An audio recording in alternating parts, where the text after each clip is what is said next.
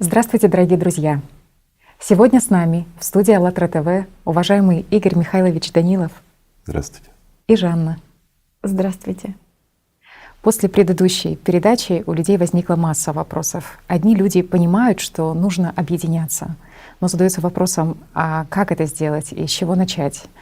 Другие люди не понимают, зачем вообще объединяться и что собой представляет объединение в реальной жизни. Ну а третьих интересуют перспективы такого объединения и поэтапные конкретные шаги реализации в сложившейся ситуации. И вот сегодня хотелось бы поговорить на эту тему и разобраться в вопросах, которые возникают у людей на тему объединения. Но здесь смысл в том, что люди не понимают, для чего объединение и с какой целью, я так понимаю. Да. И что такое вообще объединение, и какое это имеет отношение к созидательному обществу. Понятно. Попытаемся ответить. Да. Ну вот первый такой вопрос. Я и мои друзья понимаем, что нам нужно объединяться. Но как? Ведь сейчас люди, если объединяются, то в основном краткосрочно, на личных интересах, либо чтобы заработать денег. Вот, а какова выгода людей, и есть ли она вообще выгода людей в созидательном обществе? При построении созидательного общества. Ну, начнем с того, что построить созидательное общество без объединения людей невозможно. И здесь нужно правильно дифференцировать. Ведь объединение людей при построении созидательного общества, оно происходит на базе потребительского формата, как это ни странно. То есть созидательное общество должно строиться для того, чтобы мы ушли от потребительского формата, существующего на сегодняшний день, который, ну скажем так, пропагандирует, поддерживает и способствует развитию всех низменных качеств человека. Поэтому у нас кругом войны, ложь, обман. Поэтому каждый человек, каждый, подчеркиваю, кем бы он ни был в этом мире, он находится в подвешенном состоянии. У него практически нет гарантии завтрашнего дня. Это так. Никто не уверен в завтрашнем дне. Ну, разве что глупец или слишком наивный человек. А в действительности это так.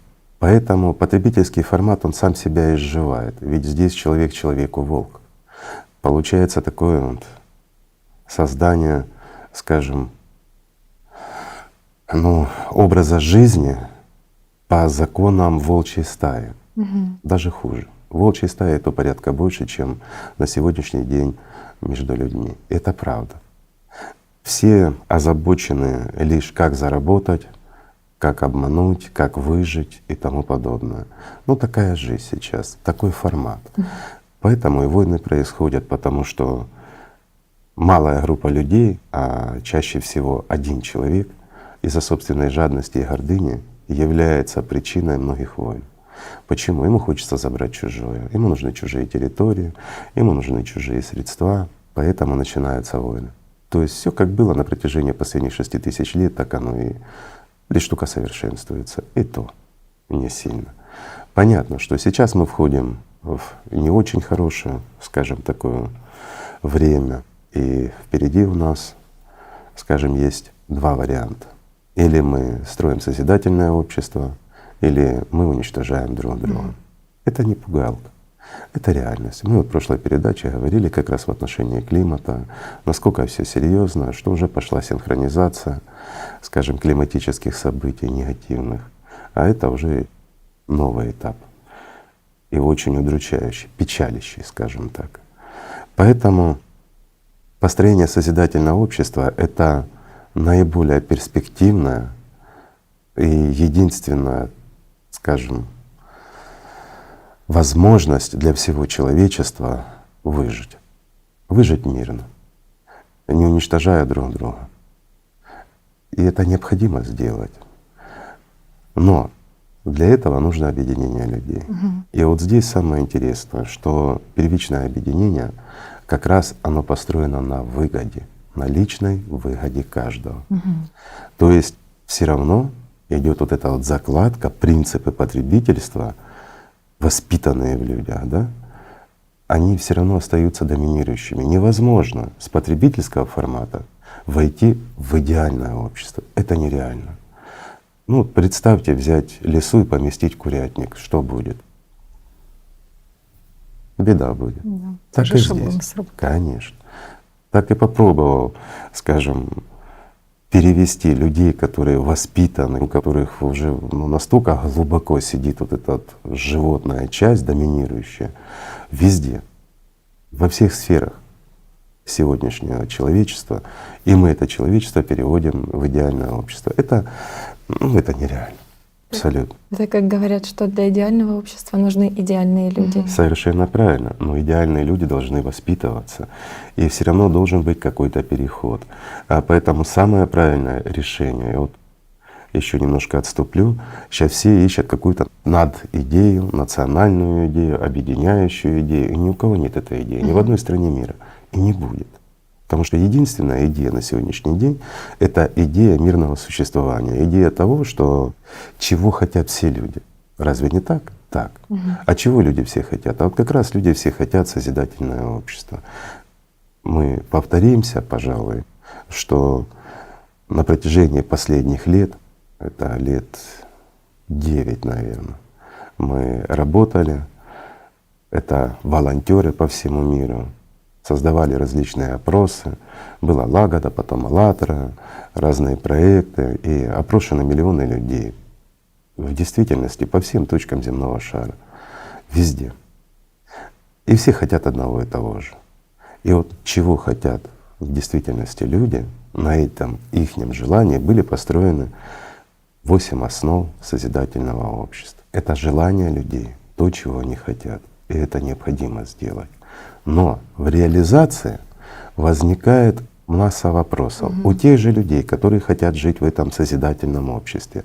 Но есть масса непониманий. Как объединиться, для чего объединяться? И вот многие думают, что если мы объединяемся, то здесь срабатывают шаблоны прошлого, то значит мы должны объединиться огородами, холодильниками и карманами.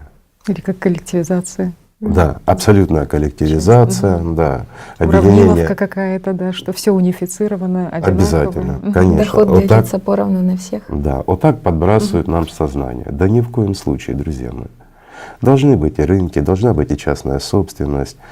И ваш холодильник должен оставаться вашим холодильником, и в ваш карман никто не должен лезть. Разве что что-то только туда положить, но ни в коем случае не забирать. Вот на этих принципах и должно строиться создание, скажем так, созидательного общества и объединения людей. Тогда возникнет вопрос: а что же значит объединение? Да? А вот, ребят, очень просто. Объединение на самой идее. Объединение — это значит, мы вместе вкладываем свое внимание в одну цель — создание созидательного общества, для того, чтобы улучшить нашу жизнь прежде всего и гарантированно улучшить жизнь наших детей, в общем, наших потомков, внуков и правнуков. То есть оставить им мир, в котором будет мир, в котором будет социальная защита, в котором будет уверенность каждого человека в завтрашнем дне, но не будет в нем, скажем так, вот этих трутневых идей. По-другому их не назовешь. Ведь это идеи, которые подбрасываются в сознание нам, что все должно делиться поровну. Извините, один человек много работает, а второй ничего не делает. И что, мы должны делить поровну? Это несправедливо. А созидательное общество — это прежде всего самое справедливое и честное общество. Чем оно отличается? Мы уже говорили, повторим и здесь. Ведь потребительский формат — это строй, при котором идет игра жизнью людей. Первое. Но и те, кто играет жизнью людей, ихней жизнью играют тоже. Плюс в потребительском формате, скажем так, созданы все условия в реальности, чтобы доминировали самые низменные качества человека. Это поощряется и поддерживается. На бумажках пишут одно, а в жизни происходит совершенно другое. Потому что те, кому мы делегировали власть, они рассказывают одно, а поступают по-другому. И создают такие условия, где все наше низменное, оно процветает, все животное. Ненависть, злость, братоненавистничество, ну и многие другие отрицательные факторы, с откуда зарождается все. Идет сплошная манипуляция сознанием, используются СМИ в негативе, нам навязываются абсолютные шаблоны животного. И вот это животное, оно доминирует над всем нашим человеческим. Но созданы такие условия, что человеческое наше, скажем, то, что должно доминировать, оно находится в невыгодном положении. Почему? Потому что любое проявление человеческого, оно вызывает у толпы удивление. И на человека, который живет альтруизмом, настоящим, истинным, то у толпы складывается мнение, что это психически нездоровый человек. И что он что-то хочет и хочет обмануть. Вот такие вот шаблоны. То есть если человек действительно как волонтер что-то делает для людей, значит он или ненормальный, или получает с этого выгоду. То есть у людей в массе даже нет понимания, что люди от чистого сердца творят добро, в свободное от работы время и за собственный счет, да? Вот нет такого даже понимания. Все ищут какую-то выгоду, ложь и обман. Почему? Все человеческое убили. Так вот, в созидательном обществе, на законодательном уровне и на всех других все звериные качества должны пресекаться и запрещаться, но должны пропагандироваться и развиваться все человеческие качества, и это легко. Вот это самое кардинальное отличие. Что это дает? Мы много говорили о созидательном обществе, об улучшении жизни, об уверенности в завтрашнем дне, ну и многое-многое другое. Ну еще поговорим, может быть даже и сегодня. Какие блага в действительности человеку дает созидательное общество? Подчеркиваю, каждому человеку на этой планете. Никто не должен быть бедным, тем более никто не должен быть нищим, никто не должен быть угнетенным. Почему? Потому что есть первая основа созидательного общества, в которой сказано, что нет ничего ценнее человеческой жизни. И вот отсюда все начинает исходить. Но для того, чтобы мы построили это созидательное общество, нам всем вместе нужно, в действительности всем вместе нужно, необходимо вкладывать свое внимание в построение этого общества и делать то, что мы можем сделать. А самое главное на первом этапе — это информирование. Информирование всех и каждого. Вот смотрите, простой пример. Если мы согласны с тем, что мы хотим жить лучше, мы хотим жить в прекрасном обществе, где нет врагов, где не надо никого бояться, где мы уверены в завтрашнем дне, где нет инфляции, где нет, ну скажем, коррупции и всего негатива, который есть здесь. Его просто нет, потому что мы его убрали. Мы хотим жить в таком обществе, но для этого нам нужно всего лишь всех наших знакомых оповестить. Нужно сделать так, чтобы никто из нашего окружения, скажем так, не оставался в неведении о том, что мы можем построить созидательное общество, и мы должны его построить. Если мы так поступим, то созидательное общество будет. И будет очень быстро. Это от нас зависит. И вот здесь, именно на этой идее, мы и должны объединиться. Это нам даст выгоду, огромную выгоду. Разве не так? Так, на чем мы объединяемся? На идее На, прежде всего, на материальной выгоде. Выгоде для нас и для наших потомков. Вот что бы мы ни оставили своим детям, какое бы наследство или еще чего-то, мы не гарантируем им завтрашний день.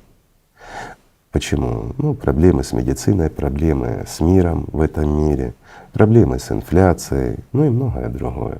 То есть мы оставляем своих детей, внуков и потомков в крайне тяжелой ситуации, в потребительском формате.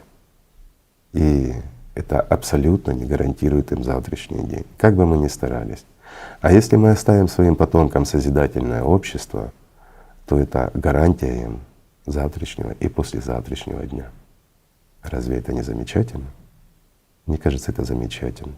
И ради этого можно немножко потрудиться, правильно? Расстаться с собственной ленью и начать общаться с людьми. И вот здесь возникает еще один момент.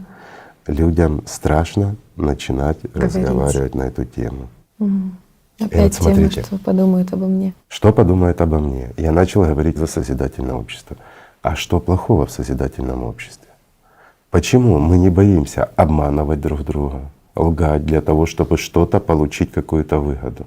А ведь ничто не даст большей выгоды человеку, любому человеку, чем построение созидательного общества. Разве не так? Так. И мы об этом боимся говорить. Разве это не парадокс? И вот смотрите, друзья мои, берем, к примеру, движение ЛГБТ. Да? Мы ничего против него не имеем, каждый имеет право проводить свою жизнь так, как хочет. Мы берем как позитивный пример в данном случае, что, ну, если взять там лет 20-30 назад, никто бы даже подумать не мог, что ЛГБТ будет во многих странах на законодательном уровне, скажем так, утверждено, и не приведи Господи, что-то плохое против них скажешь. Это очень малая группа людей из общества, которые добились своих прав. Разве не так? И уже как меньшинство их нельзя обижать. Извините, друзья мои. Это меньшинство, которые добились своих прав на такой острой теме, и они не боялись об этом говорить. Представители ЛГБТ-сообщества не боятся говорить о своих проблемах, добиваясь своих прав. А вы, друзья мои, боитесь говорить о своих правах при построении созидательного общества. Смешно? Не очень. На самом деле это грустно. Грустно почему? Потому что мы не привыкли отстаивать свои права. А нам люди показали пример, живой пример, когда же свои права меньшинство может против нашей воли навязать нам всем. А вы боитесь об этом говорить с друзьями, знакомыми, для того, чтобы сделать своих детей счастливыми, да для того, чтобы самим пожить в счастье и в радость, чтобы не переживать за эту копейку. Вдруг ты потеряешь ее, не заработаешь, как же будут твои дети. А если ты заболеешь, заболеешь серьезной болезнью, тебе хватит средств, чтобы вылечить свой организм. А если ребенок заболеет твой, что будешь идти побираться на телевидение, просить, люди, помогите, не дай Бог. А ведь никто не гарантирует, да? А в клиниках зарубежных некоторые, скажем, болезни лечатся крайне дорого, что человеку простому, среднему это неподъемные цифры. Они вынуждены побираться, просить, обращаться. Это не стыдно, да? А сделать так, чтобы медицина была доступна, бесплатно, во всем мире одинаково. Вот, извините, я немножко отступлюсь. Таки я большую часть жизни провел в медицине, и для меня непонятно, как так, как в государстве может быть, что родители брошены один на один с проблемой здоровья своего ребенка. Как они вынуждены продавать все, обращаться в буквальном смысле слова, побираясь к посторонним людям с просьбой «помогите вылечить, спасти ребенка». И как так? То, что в действительности стоит копейки, стоит огромных денег в зарубежных клиниках. А почему, извините, у нас в стране этого нет, и почему этого нет бесплатно? Это не касается нашей страны, в которой мы живем. Это касается всех по всему миру. Разве не так? И всегда оказывается, что в вашей стране нет методов и способов лечения той или иной патологии для очень большого количества детей. В созидательном обществе этого не должно быть. Все бесплатно и доступно везде, кругом. Все передовые технологии должны быть везде, в любой точке мира. И абсолютно бесплатно для граждан. Уже гарантия чего-то, разве не так? Ценность жизни. Ценность Самое жизни главное. — это самое важное и самое главное. Ну это мы затронули лишь малую часть, но сознание многих скажет: ну слава Богу, нас это не коснется. Уже сейчас сколько фальсификатов. Ну а если взять опять-таки ту же медицину, да? Вот на сегодняшний день в потребительском формате, в котором мы существуем, сколько фальсифицированных медпрепаратов, масса. Простой пример. Это по всему миру, друзья мои. Даже в самых-самых передовых странах очень много препаратов, которые не являются медицинскими. Это просто фальсифицирование. И вот человек заболел, не приведи Господи, онкология или что-то крайне тяжелое, и требуется крайне дорогостоящее лечение. И родня, друзья, все собираются, пытаются спасти жизнь этого человека, приобретают за сумасшедшие деньги препараты, которые не лечат, которые пустышки. Просто кто-то на этом нажился. Это нормально. Для нашего общества это нормально. И все понимают: ну да, негодяи, нехорошо. Ну и какая ответственность? Да во многих странах за такое, ну, штраф или еще что-то, или минимальное наказание. Но это же заведомое убийство человека. Плюс обворовывание многих людей. Разве не так? Это мы так, чуть-чуть зацепили. Фальсификация продуктов. Ну, разве это не так? Сколько продуктов, которые не соответствуют ГОСТам, стандартам и тому подобное. Просто что кто-то наживается, подделывают все. Но оно крайне тяжело сказывается на нашем здоровье. Генетически модифицированные, недобросовестно сделанные различные продукты. Ну, есть безвредные продукты, генетически модифицированные, которые не вызовут осложнений в организме, а есть, которые вызовут неконтролируемые мутации. И оно очень плохо регулируется. Особенно чуть-чуть, где можно это протолкнуть даже, чуть-чуть, проталкивается очень большими опытами. И мы в конечном счете это все едим. Мы сами себе наносим вред, и это нормально. Мы наносим вред своим детям, и неизвестно, как это скажется на наших внуках и правнуках. То есть мы сами себе строим ужасный мир. Ну, такова реальность. Так вот, в созидательном обществе это нереально и невозможно. Почему? Потому что говорят, ну как это невозможно? Сейчас же есть. Сейчас есть, потому что у нас формат такой. Потому что не ценим мы жизнь человеческую, ни свою, ни чужую. А в созидательном обществе наивысшей ценностью — это жизнь человека. И ваша в том числе, и ваших родных и близких, и всех людей. И вот в этом разница, друзья мои. Я думаю, стоит объединиться и стоит об этом открыто начать говорить.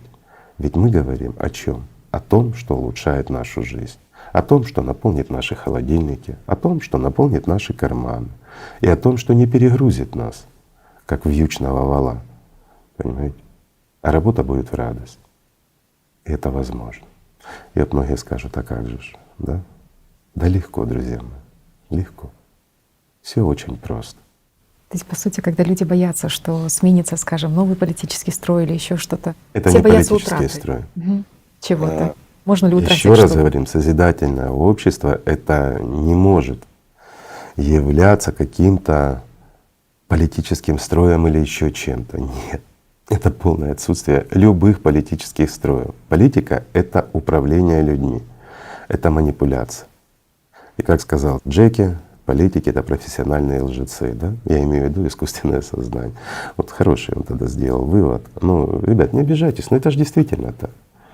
Поэтому не должно быть власти над человеком в созидательном обществе вообще никакой.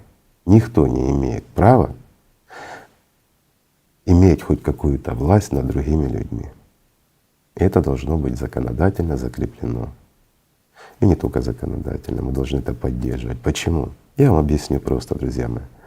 Какого бы мы ни взяли, самого лучшего, самого просветленного, самого доброго, самого духовного человека и поставим его над нами, дав ему власть, то он станет точно такой же, как и все.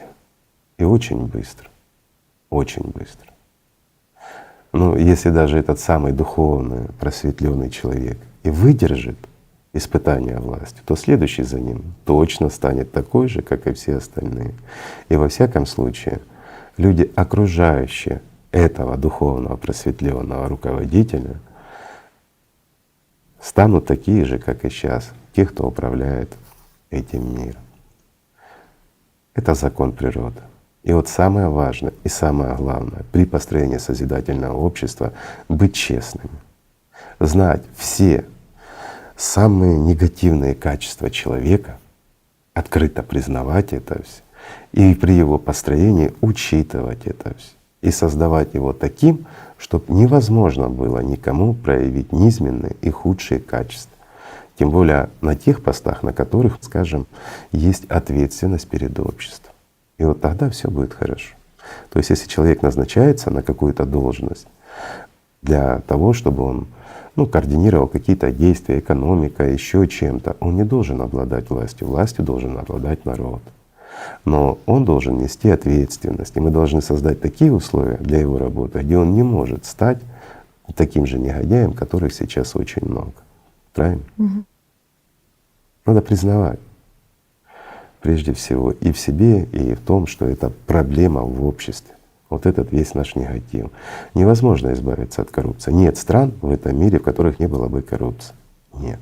Есть скрытая, более умная коррупция, есть открытая коррупция. Неважно, но коррупция есть везде.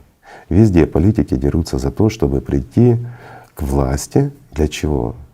Для чего они так друг друга едят, в буквальном смысле слова, рвутся на вершины этой власти, чтобы нам помогать. Они такие альтруисты, они так любят нас, чтобы день и ночь не спать и заботиться о своих гражданах.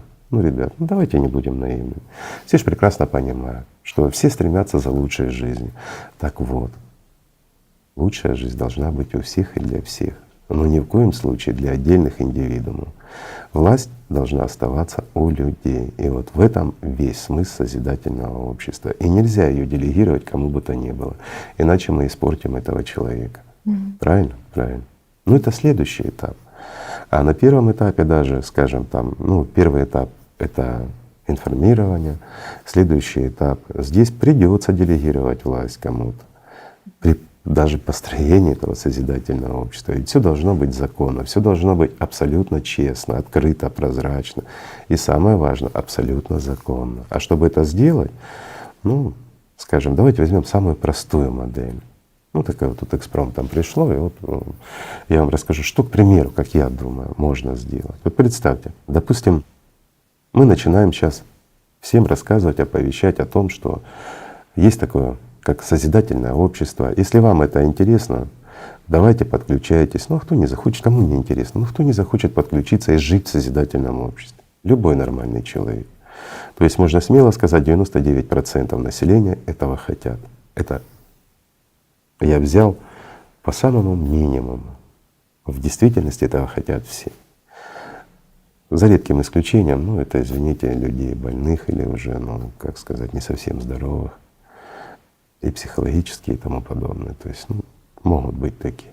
Ну это 1 на 1000. А все остальные хотят. Так вот, для того, чтобы это построить, нам нужно пройти первый этап. Первый этап — это должно быть информирование всех и каждого.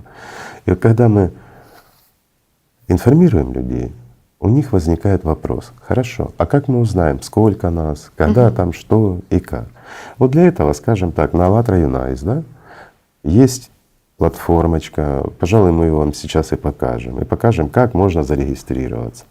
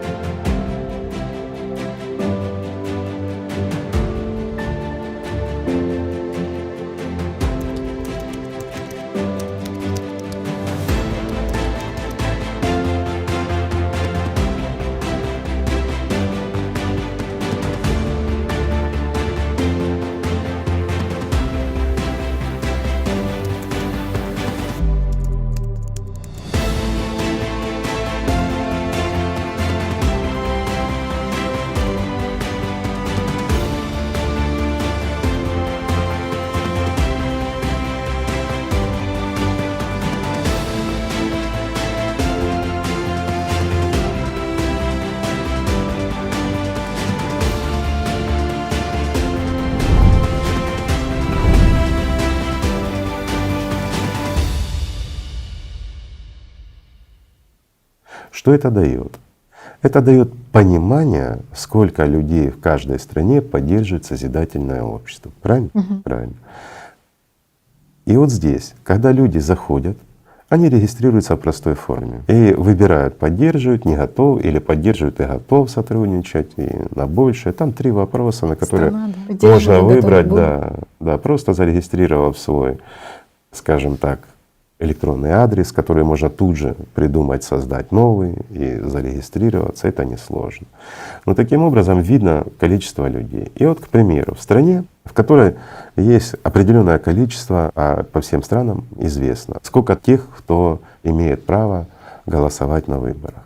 Да? То есть от них зависит много, то есть такой электорат активный.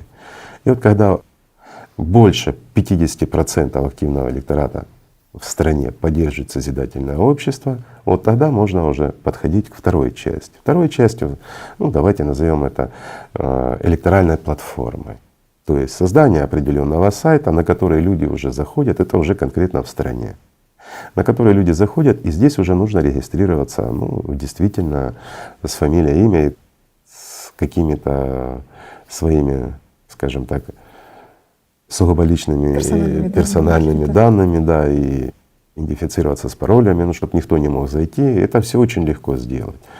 И вот эта электоральная платформа, она уже становится основой для дальнейшего построения. То есть что это значит?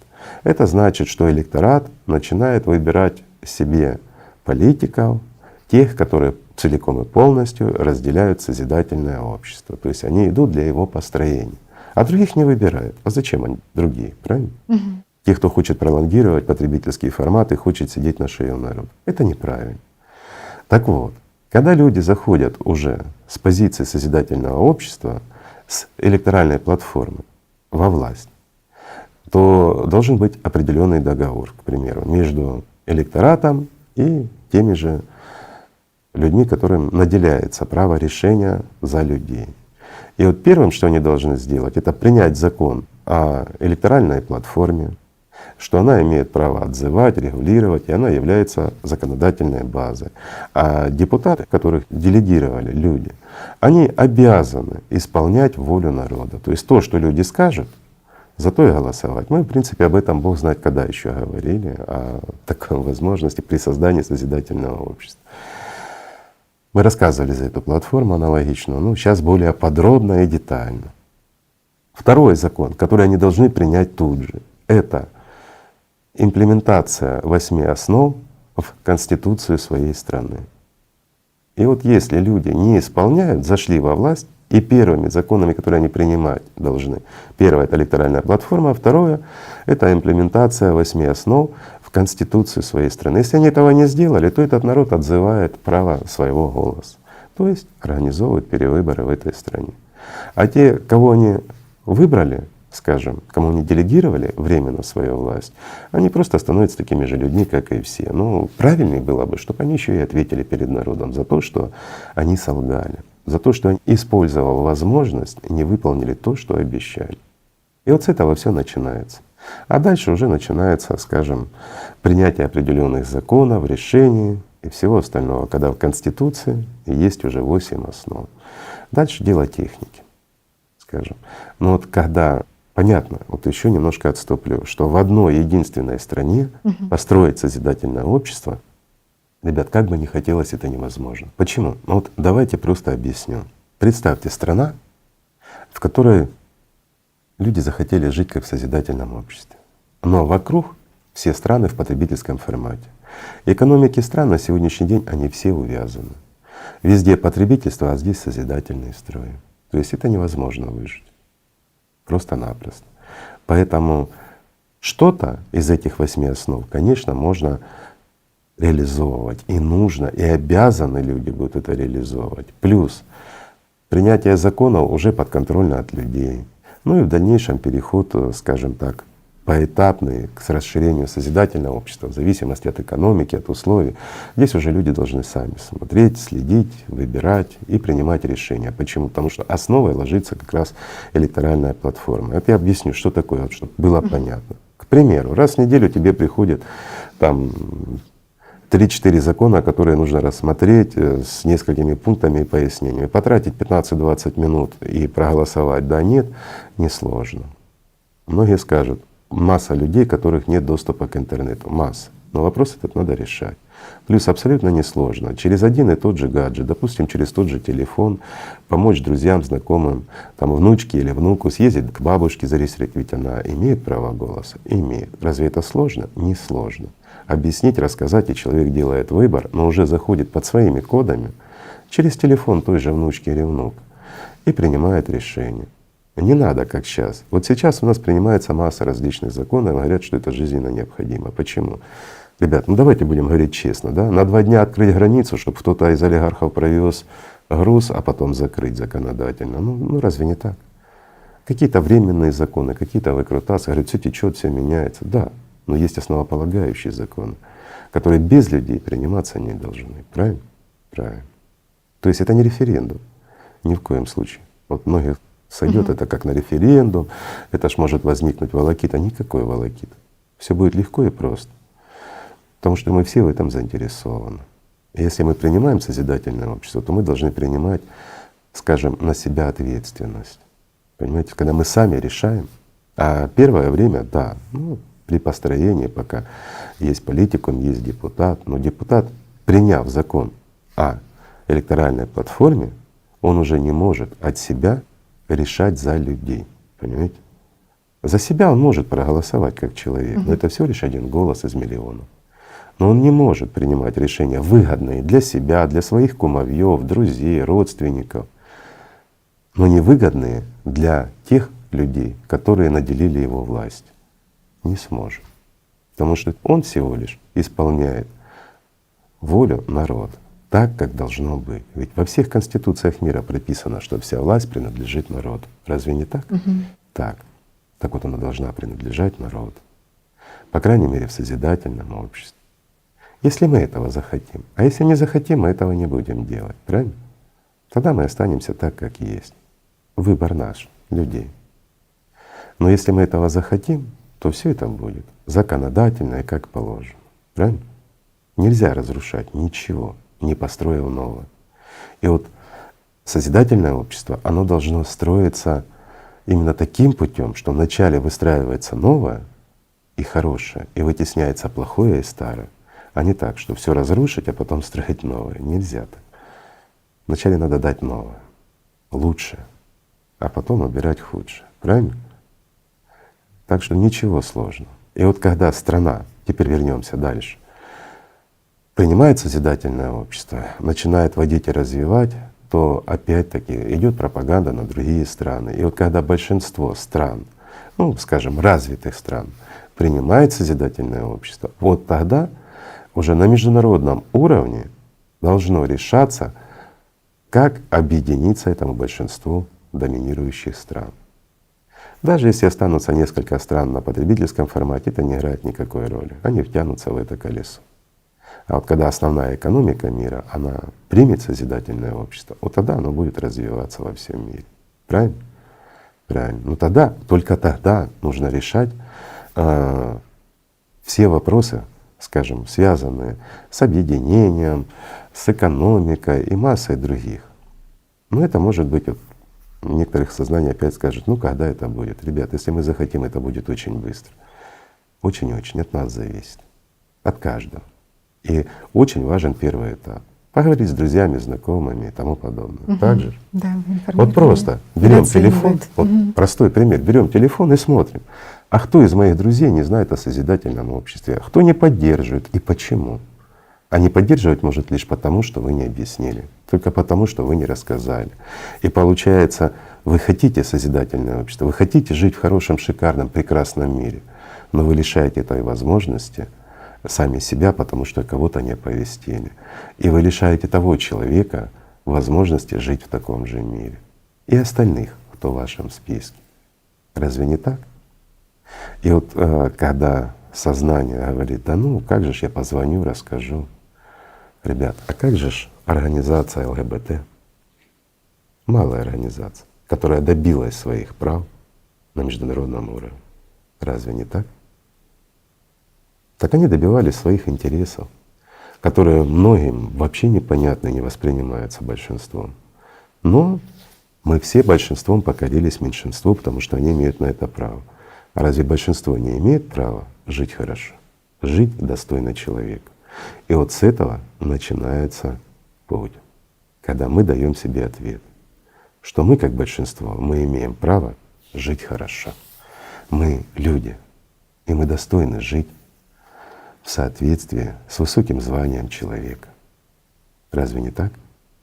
Мы ведь не быдло, в соответствии с Оксфордским словарем. Правильно?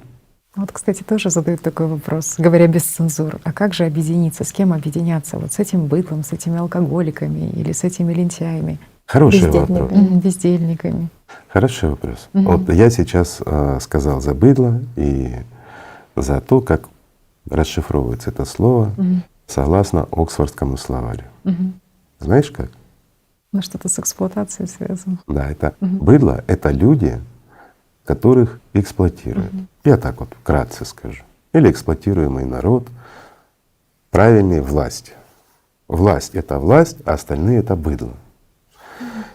Да. Ну, а разве это не так? Я просто понимаю, как бы думаю, а не являемся ли мы все сейчас… Так, у меня простой вопрос. Тот, кто задает этот вопрос, с кем мы должны объединяться, он что, управляет всем миром? Или он такое же быдло, как и мы все? Дальше. Очень серьезная тема. Алкаши. Ребят, не уходя даже далеко, а разве алкаш — это не человек? Разве он не идет на выборы и не голосует? Разве он не отдает свой голос кому попало? Тому, кто нас обворовывает, эксплуатирует и делает из нас быдло. Я просто говорю. Разве не так? Так, может быть, надо объединяться и с ними. Это не значит самому становиться алкашом. Но пояснить ему его права и льготы надо. Разве алкаш не захочет ничего не делать? Если он хочет пить, пусть он пьет, это его право. Но опять-таки скажут, в созидательном обществе не должно быть бедных. И общество должно, даже алкашей, Содержать. Содержать алкашей. Выгодно ли это? Вот выгодно ли это? Выгодно. И очень выгодно. И вы не представляете, насколько выгодно. Алкаш все равно остается алкашом. Только он ходит и ворует у нас. Он нас обманывает. А многие из них нас и убивают за то, чтобы напиться. Так может быть проще. Пусть он пьет и содержать его. Это будет дешевле намного. Почему? Потому что за тем, чтобы следили за этими алкашами, нужно содержать целую армию, да? Тех, кто с ними борется, тех, кто там пытается их лечить, перевоспитывать и тому подобное. Это право человека — быть алкашом или не быть алкашом. Но если мы глянем в глубину этого вопроса, почему человек становится алкоголиком, ведь ни один человек не родился алкоголиком, он им становится. Да, есть, скажем, пример, который человек другого не видел. Он живет среди людей, которые злоупотребляют алкоголем, с детства привыкает к нему. Это бывает такая ситуация, но крайне редко. Чаще всего алкоголики — это люди, которые не смогли реализовать свой внутренний потенциал в силу определенных причин. Я вам приведу простой пример из медицины. Я знаю людей, которые стали алкоголиками и стали вообще никем. Но вначале они были очень талантливые. У них были прогрессивные идеи, которые могли бы помочь человечеству в целом, решение очень многих серьезных, в том числе и заболеваний, патологий различных. Они находили решения, которые никому не были нужны. Почему? И вот здесь тоже ответ очень интересный. И мы часто сталкиваемся с целой кучей трутнев, бездельников, врагов человека, которых мы не видим и перед которыми порой мы преклоняемся. Простой пример из жизни.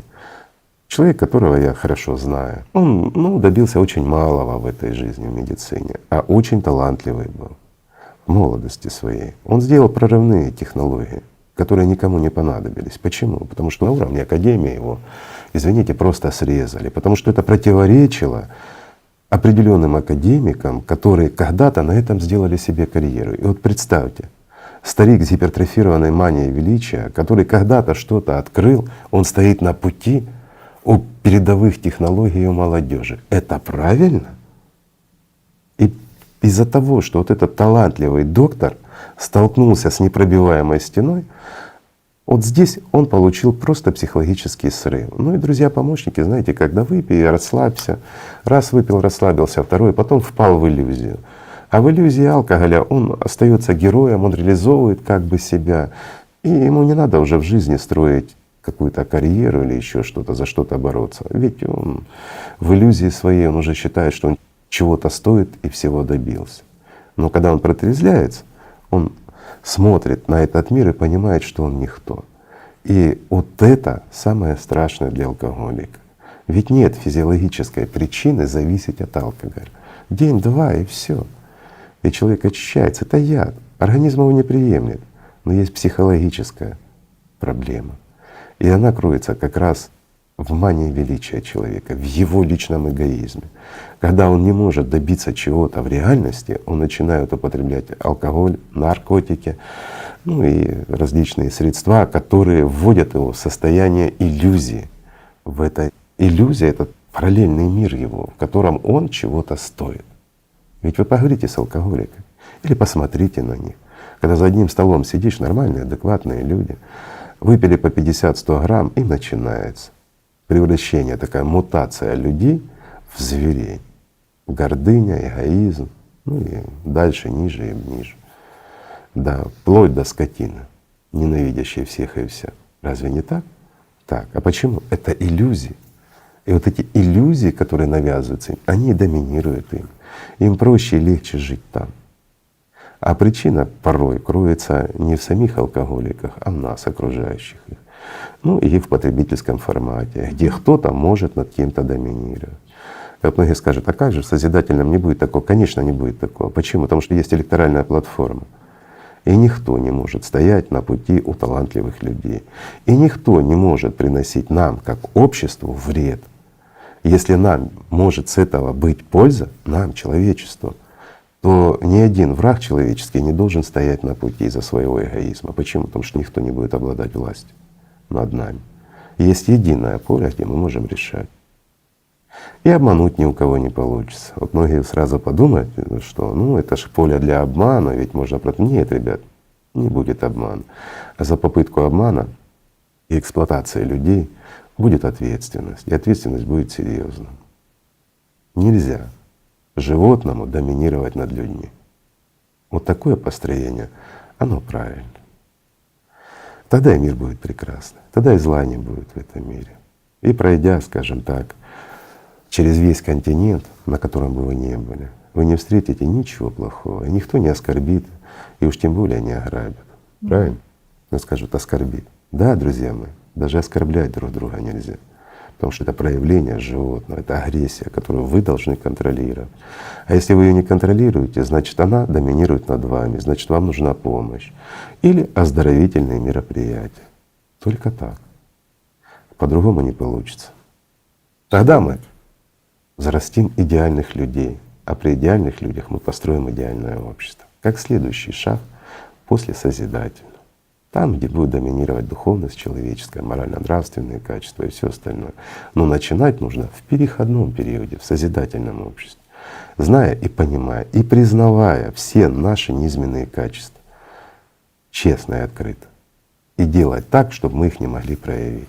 Чтобы мы могли проявить только человеческие, хорошие качества. И вот это мы должны поощрять. И таких людей мы должны ставить пример. И таких людей должны показывать в СМИ.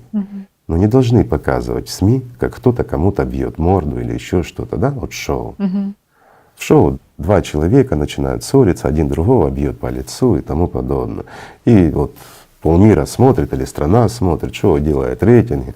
А правильно, если кто-то кого-то ударил, даже самые легкие телесные повреждения, да даже не ударил, а замахнулся, это уже попытка агрессии. Если человек проявил агрессию по отношению к другому, он покусился на самое святое, что в этом мире есть, на жизнь человека.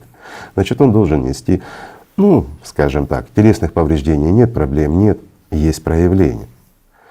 От проявления от чего? От гордыни? Значит, надо ломать гордыню. Извините, этот человек должен мыть 3 месяца общественный туалет. Минимум. Правильно? Правильно. А ток-шоу это, которое это показало, должно 3 месяца показывать, как он моет, потому что не допустили это в эфир. Это будет падение рейтингов их. А не надо строить рейтинги на, извините, низменных качествах людей, пропагандируя их и утверждая в каждом. Нужно понимать, как работают зеркальные нейроны человека, что мы друг друга копируем.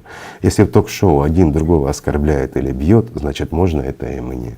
Потом мы это видим в семьях, потом мы это видим на улицах, а потом говорят, откуда же у нас столько зла? Да мы же его и творим. Может, хватит? Давайте показывать любовь, мир, порядочность. Не надо играть в жизнь. Вот многие говорят, это такая жизнь, такая игра. Правила игры. Угу. Ребят, может, не будем играть?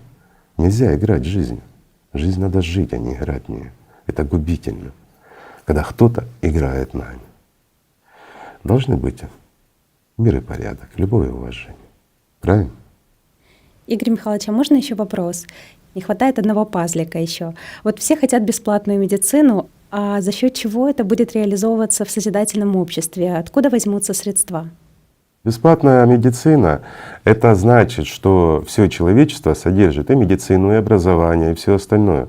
То есть врачи должны получать достойнейшую заработную плату, не меньше, чем они получают сейчас. Они должны жить прекрасно, когда они действительно врачи. А трутней надо убрать. Если мы уберем трутней совсюду, то, извините, высвободятся огромнейшие средства. Вы знаете, сколько трутней находится в медицине, в науке? А сколько у нас институтов, в которых сидят, ну извините, самые настоящие лодыри и бездельники, которые не привносят ничего. Что такое наука? Наука — это коэффициент полезного действия и улучшения качества нашей жизни. Если мы не получаем от этой науки блага, она нам не нужна.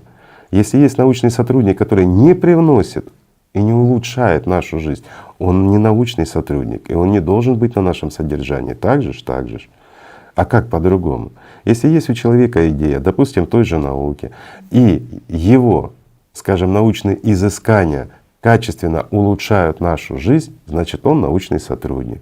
Если они улучшили нашу жизнь на какой-то там процентик, даже или там долечку процентика, человечества в целом, значит, он имеет право на какое-то звание, ни больше, ни меньше. А если он не улучшает нашу жизнь, если его наука не приносит никакой пользы для нас, то какие ему научные звания? За что?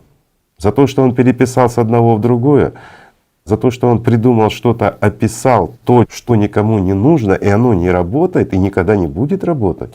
А он получает надбавки, он получает жалования, он становится там профессорами, академиками, которые, извините, стоят на пути действительно умных, талантливых, у которых масса идей, тех идей, которые могут, реализовавшись, улучшить качество нашей жизни. Ну, это же объективные вещи. Поэтому трудней быть не должно. Любая научная работа, обсуждаемая, скажем так, в обществе, а это опять-таки, так как это касается всего человечества, это должно быть на платформе. Понятно, что будут объединения людей, которые за этим смотрят. Ну, простой вопрос. Насколько это улучшило мою жизнь, его изобретение? Не насколько. Оно должно подтверждено быть, что оно улучшено. Если оно улучшено в действительности, и мы стали жить лучше, или там медицина улучшилась, еще что-то улучшилось, да, человек имеет право на какое-то звание и поощрение. А если этого нет, ну ребят, ну за что? Просто так? Потому что он человек хороший, или он такой умный и хитрый, что он всех обманул, написал с десяток статей, пару книг, которые никто не читал, и его изобретение, которое никому не нужно, и за это он получает звание. Да ну, это ж все ж обман, ложь и опять-таки потребление средств, народных средств, государственных средств, а в данном случае это средства с общества, с каждого из нас. Ну и так не должно быть и не будет. Почему? Должно быть все честно и просто. А какая разница там? Нет, я понимаю, конечно, если представьте вот уровень доктора наук, там, академика в созидательном обществе, ну этот человек должен очень сильно улучшить жизнь каждого из нас, и которая будет еще очень долго улучшена, эта жизнь, работать на благо человечества. Ну тогда он достоин этого, скажем так. А если нет, то и нет. Ну простой человек, что простой человек? Ну что значит простой? Да все мы простые и непростые. Что, есть какие-то непростые люди или как? Это 3 руки, 4 носа. Ну вот это непростой человек, да, это уже природа постаралась. А все остальные, которые, скажем так, вписываются в естественную антропометрию, ну это все простые люди. Так что не надо простой и непростой. Все мы люди, все мы одинаковы. Ну я думаю, вопросов еще масса. Ну давай перейдем к вопросам. Извините, немножко такое вступление. Но я думаю, теперь понятно, для чего и как нам объединяться. Да, друзья мои? Мы не объединяемся, еще раз говорю, ни кошельками, ни холодильниками, ничем. ни семьями, ни домами, ни огородами. Никто ничего не должен утрачивать. Мы лишь синхронизируемся, вкладывая свое внимание в одну цель для того, чтобы мы это сделали. Можем мы это сделать? Легко, друзья мои. Так мы это должны сделать. А по поводу синхронизации, это вы очень хорошо подметили. Это же есть масса экспериментов по поводу того, что в природе во множестве систем существует эффект синхронизации, Конечно. который открыл еще в XVII веке ученый Гюйгенс. Вот. И он сказал, ну, он это заметил, когда пронаблюдал настенные часы, которые со временем просто стали в унисон работать. Вот. Несколько часов. Да, несколько часов, и они просто начали работать в унисон. Просто он утвердил то, что, находясь на одной основе, они входят в резонанс, то есть в одну волну. Да, электромагнитный резонанс возникает между двумя маятниками. Да. Да. И вот есть еще интересно, на этой основе проводили массу экспериментов и обратили внимание. Вот, друзья мои, задам простой вопрос. Вот представьте, одна платформа, на ней стоит два маятника, но они не синхронно работают. И через время они начинают синхронизироваться. Понятно, платформа. А теперь вопрос. Представьте, одна платформа, на которой стоят два маятника, и другая платформа, на которой стоит 10 маятников. И все 10 маятников работают на своей частоте, то есть в полный рассинхрон. Какая из этих систем быстрее стабилизируется? Начнется резонанс. Простой вопрос. Как вы думаете? Там, где 10. Там, где 10, да. Но сознание говорит, там, где 2. Почему? Двоим же быстрее, чем 10? Нет, друзья мои. 10 маятников гораздо быстрее входят в резонанс, чем 2. И опять-таки объединение, ну если мы возьмем здесь, допустим, того же Циолковского, да? Да. Когда два человека объединяются, то их Аура. ментальная сила или аура усиливается в 7 раз, да? Ну, разве это не интересно? И каждый последующий еще больше. То есть если Возводится в 3, степень. То есть Правильно. Если объединяются 3 человека, то это уже 7 во второй степени. то есть усиливается в 49 раз. Конечно. Разве это не интересно? Но что важно, что на одной волне, скажем, это происходит, и одна цель должна быть. Это очень Обязательно. важно. И вот здесь очень важно, он отмечал тоже, должна быть одна идея, одна цель, и наше внимание должно входить в нее. То есть мы должны входить в резонанс на совершение одной цели. Это то, о чем мы говорим. При создании созидательного общества наше объединение нужно лишь для того, чтобы мы в одну цель вместе вложили свое внимание и реализовали ее. То есть мы должны резонировать, а не диссонировать друг с другом. Правильно? Тогда мы это построим очень легко и быстро. И все зависит, друзья мои, опять-таки от наших стремлений и от той силы, которую мы вкладываем. А сила человека, настоящая сила, она заключена в нашем внимании. Если мы вкладываем туда, но опять-таки мы вкладываем от нашего желания сделать мир лучше для нас самих. И мы не противоречим даже тем же шаблонам потребительства. Мы хотим сделать прекрасный, безопасный мир для своих детей. Это истинное наследие, которое мы можем оставить. Разве не так? Мы им даем не только завтрашний, но и послезавтрашний день. Разве не стоит это того, чтобы мы немножко потратили на это время и внимание? Стоит, друзья мои. Жизнь этого стоит. Игорь Михайлович, а как вот понять слова Циолковского? Ведь просто материальным сознанием это звучит фантастически, что две ауры объединяются, все усиливается в 7 раз, это сила. Как это понять? Ведь аура как бы понятие такое нестабильное, которое у человека меняется, скажем, Да. в ней несколько раз. Вот сейчас ты затронула немножко такие метафизические проявления. А давай я тебе языком физики поясню. Да? Вот представь, предельный вес, который я могу поднять, 50 килограмм. И предельный вес, который можешь ты поднять, это 50 килограмм. Сколько мы с тобой вдвоем сможем поднять? Простой вопрос. Наше ограничение по Ну, поднятию если веса. с математикой, то 100. Да, 100 килограмм, да? А я тебе скажу, ты не права. Почему? Потому что каждый в отдельности может поднять по 50 килограмм, а вдвоем с тобой мы можем вспомнить Архимеда. Понимаешь? Включить мозги, как говорится уже, да? Мы можем вспомнить о рычаге и поднять тонны вдвоем. Так же? Класс. Класс. И вот в этом сила объединения. Потому что мы объединяемся не только физически, но и ментально, духовно и умственно. И значит, наши возможности возрастают многократно. Правильно? И И насколько важен и ценен каждый последующий, насколько как бы человеку Очень нужно важен. информировать других. Очень важен потому что каждый следующий это не человек. плюс один уже. Потому что каждый человек, который начинает резонировать со всеми, он усиливает этот резонанс Многократно. многократно. Правильно. Да, вот тут тоже есть пример такой в физике, когда Уильям Тиллер проводил эксперименты по тому, как целенаправленная сила множества людей может влиять на материю. Сила внимания. Сила внимания, да. Ну, вот Уильям Тиллер, он проводит такую аналогию, сравнивая человеческую силу мысли с лампочкой в 100 Вт. Вот. И про лампочку эксперимент был. Ну, не эксперимент, а его высказывание, что вот, допустим, лампочка в 100 Вт, она освещает комнату. Она дает не так много света, но в ней заложена такая сила, которая, если бы синхронизировать работу всех фотончиков, которые, как он утверждает, что они Находятся якобы в хаосе да, и якобы мешают другу. друг другу работать. Да. Если бы их выстроить в линию, чтобы они работали в унисон, не хаотично двигались, а двигались в строгом направлении, да? Это я для понимания людей, потому что мало кто слышал об этом его высказывании. То есть он имеет в виду, что выходит пучок света, и фотоны, они летят в разные стороны, сталкиваются друг с другом, мешают, создают хаос. Но если их направить лучами прямо в разные стороны, то они по освещению будут, ну, дальше. Как солнце. Да, то есть равно силы Солнца и тому подобное. Я немножко не согласен с этим его высказыванием. Вот идея сама хорошая, но она не соответствует действительности. Почему? Потому что 100-ваттная лампочка, да, она излучает, к сожалению, не только третий фотон, но и много четвертых фотонов. Ну, это уже физика АЛЛАТРА, она не соответствует канонам привычной физики, поэтому не пойдет. Но суть здесь есть. Я приведу лучше другой пример, который может проверить каждый. Берем, что нам нужно? Рулетка, свечка и абсолютная темнота, желательно где-нибудь в поле. Да? Вот простой пример, который могут проверить все. Берем одну свечу, которая способна осветить, к примеру, 10 квадратных метров. То есть мы замеряем и меряем. Берем еще одну свечу. Теоретически мы можем осветить сколько? 20 квадратных метров, да? Да. Но если мы их ставим в унисон и постепенно раздвигая, мы увеличиваем площадь до 40, а то и больше, а то и до 50 квадратных метров освещения. Как это может быть? Это нарушает законы физики.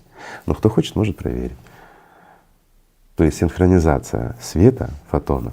И вот благодаря вот этому эксперименту, вот этот человек, о котором сказала Жанна, он пришел к такому выводу, что свеча, она быстрее синхронизируется. А вот если лампочки фотон синхронизировался, он бы был подобен огромному. Потому что огромная такая сила исходит. Фотонов действительно много исходит, но немножко они не те. Ну и суть в том, что человек, он же способен на многое. А Его человек сила. способен в действительности на многое. То есть он пытается своими экспериментами доказать, что люди, они могут менять многое Многое, очень вокруг многое. себя. Особенно, когда люди вкладывают внимание в одну цель, то происходит очень много чудес и очень много необъяснимого. Правильно? И таких примеров тоже масса. Да, действительно, примеров много. И вот начиная с 60-х годов американскими учеными проводилась масса экспериментов о влиянии силы мысли на материальные вещества. И одним из таких экспериментов был эксперимент по влиянию на pH воды. То есть нужно было его увеличить. Собрали 4 опытных медитаторов, которые по внутренним качествам люди были опытные. Медитаторы, друзья мои, это люди, которые занимаются медитативными практиками. Ну, Да, совершенно верно. Это люди, которые работают над собой, которые умеют контролировать мысли. Они должны были воздействовать на электрическую коробочку, вкладывая туда намерение о повышении pH воды, которая находится рядом с коробочкой. то есть воздействие не на саму воду, Да. а воздействие на На коробочку, электрическую коробочку, которая которая в последующем якобы будет должна влиять на воду. сохранить вот это вот намерение. Да, был такой эксперимент. Да, да, вот.